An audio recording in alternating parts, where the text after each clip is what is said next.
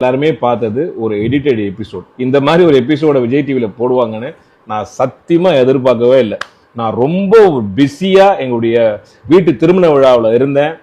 விஜய் டிவில இருந்து எனக்கு கால் பண்ணி இந்த மாதிரி ஒரு ஷோ பண்றோம், நீங்க கெஸ்டா வாங்க, இந்த மாதிரி உங்க வீட்டில் இருக்கிற நாய் பத்தி பேசுங்க, அஸ் அ டாக் லவரா வாங்க அப்படின்னு கூப்பிட்டாங்க. நான் சொன்னேன் ஆர்குமெண்டா இருந்தா நான் தயவு செய்து வரல, நான் ரொம்ப பிஸியான ஒரு விஷயத்துல இருக்கேன் அப்படின்னு.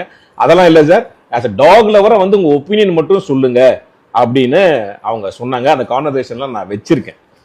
ஓகே, ஆனா அங்க போனா என்ன சரியா பேசவே விடல.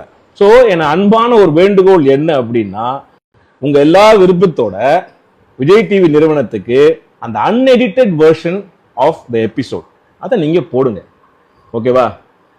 மக்கள் வந்து எவ்வளோ ஒரு துடிப்பா கொந்தளிச்சு என்னென்னமோ கவர்மெண்ட் மேல போட்டுட்டு இருக்காங்க.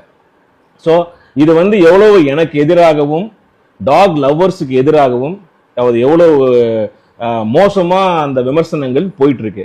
ஆக்சுவலா நான் நிகழ்ச்சிக்கு வந்ததுக்கான முதன்மை காரணம் நான் வந்து டாக் மேல வச்சிருக்கிற அன்பும் பற்றும் தான் முதல் காரணம். ரெண்டாவது, இந்த மாதிரியான ஒரு சென்சேஷனல் இஷ்யூ போயிட்டு இருக்கும்போது டாக் ஹேட்டர்ஸுக்கும் சரி டாக் லவ்வர்ஸ்க்கும் சரி பொதுவாக இந்த சமுதாயத்துக்கு நம்ம இந்த விஷயத்துல ஒரு தீர்வு கிடைக்கும் அப்படின்ற ஒரு நம்பிக்கையில தான், அதுவும் கோபியுடைய ஷோ அப்படின்னு நம்பிக்கையில தான் நான் வந்து நேரத்தை ஒதுக்கி இந்த இடைப்பட்ட நேரத்துல வந்து அந்த நிகழ்ச்சிக்கு வந்து அது எல்லாருக்குமே தெரியும். ஆச்சரியமே கேட்டாங்க, என்ன சார் வீட்டுல கல்யாணம் வச்சுட்டு நீங்க வந்தீங்களா நாய்க்காக அப்படிலாம் கேட்டாங்க.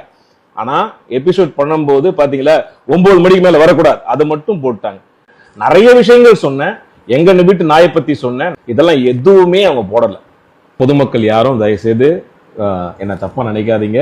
அப்படியே நீங்க என்னுடைய பேச்சால உங்களுக்கு யாருக்காவது காயமடைந்தீர்கள், பாதிக்கப்பட்டவர்கள், உங்களுக்கு அது தப்பா தோணுச்சுன்னா தயவுசெய்து என்ன மன்னிச்சிடுங்க. நான் அந்த மாதிரியான எந்த வித ஒரு எண்ணத்திலையுமே நான் இதுல கலந்துக்கல.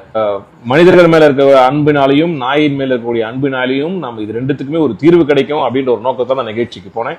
ஆனா நான் போன எண்ணமும் வேற, அங்க நடந்தது வேற. அதனால தயவுசெய்து நீங்க இதை எல்லாரும் புரிஞ்சுப்பீங்கன்னு நினைக்கிறேன். உங்கள் அன்பை என்றும் நாடும். படவா கோபி. நன்றி. Love you.